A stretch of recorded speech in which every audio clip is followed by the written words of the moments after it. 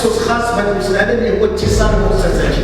اولا كنشكر سي محمد قبلي على الدعوه، وشرف لي اليوم شاركت تجربه المعهد قطاع ديال التعليم القطاع الاعلامي بالمملكه المغربيه. شرف لي شاركت مع جمله من الشباب هذه التجربه هذه. كانوا اسئله صراحه ممتازه، وتفاجات بالمستوى العالي ديال هاد الشباب من الناحيه الاكاديميه، وايضا من ناحيه ديال طرح الاسئله. وبالتالي هذا الشيء اللي كيبين بان الشباب المغربي اليوم مهتم بهذا القطاع، مهتم بهذا المجال. وكما ذكرت في المداخله ديالي، اليوم الشباب المغرب محتاج للشباب ديالو، لانه كاينين تظاهرات كبيره مقبله على المملكه المغربيه، وبالتالي بدون اعلام قوي بدون صحافه قويه ما يمكنش لنا ننجحوا هذه التظاهرات.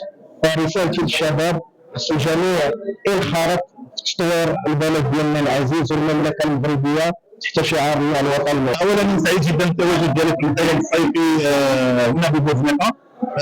كنت سعيد جدا اننا نلتقى مع الشباب الرائع اللي كان كله حماس وانا كنت مستقبل الافضل، وان شاء الله المداخله ديالي كانت قيمه، وكذلك التفاعل ديالنا مع الشباب انه يكون في مستوى. ونتمنى ان شاء الله انه ما يكونش اخر لقاء، واننا نلتقي مره اخرى في المستقبل. هذه الندوه التي سبقتها ندوات وكذلك ستليها ندوات في اطار الملتقى بجمعيه الصفوه الوطنيه اللي سميناه اي ادماج للشباب في الديناميه المجتمعيه.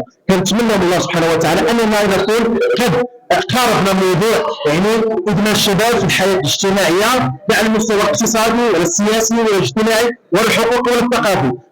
فجمعيه الصفوه حريصه اي محس على انها تكون هؤلاء الشباب من خلال الجامعه الصيفيه كتبقى واحد البذره في الواد، ونحاول ان شاء الله اننا نساهموا في خضم هذا البحر ديال الجمعيات المجتمع المدني. بالمناسبه كنشكروا الاخوان الجامعه الوطنيه للتخييم وكذلك وزاره الشباب على اتاحه هذه الفرصه بهذا المركز، مركز بوزنيقه الذي يليق بتنظيم هذه الملتقيات الوطنيه. كنتمنى من الله سبحانه وتعالى ان تكون هذه الندوه التي اطرها السي عبد الصادق المرشد رئيس مقاطعه المعارف، وكذلك كاتب عام مجلس مدينه الدار البيضاء، وكذلك رئيس فريق الوداد لكره السله، وكذلك هو كاتب عام فريق الوداد لكره القدم، وكذلك الاخ الفاضل سي احمد طلال اللي هو مدير المعهد العالمي للاعلام عفوا للصحافه. كانت اليوم كنا مفتخرين ومعتزين بحضور كبيره الدعوه ديال جمعيه الصفوه لتقرير واحد الندوه اللي كانت حول التدبير المحلي للشباب، واللي كانت مناسبه بالنسبه لي انا شخصيا، انني كان عندي لقاء مع الشباب باش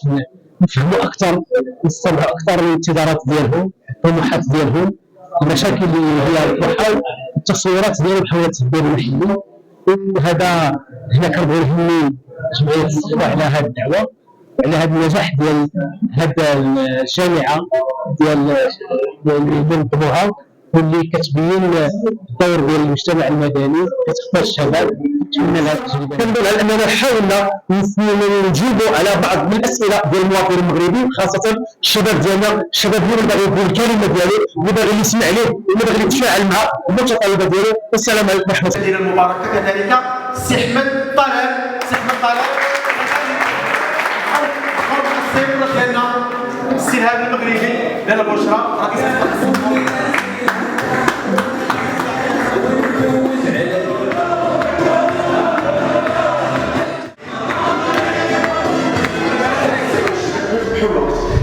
من يسالوا ان شاء الله السيد احمد هانتوما قدامكم شفتوا تما عصروا حاجه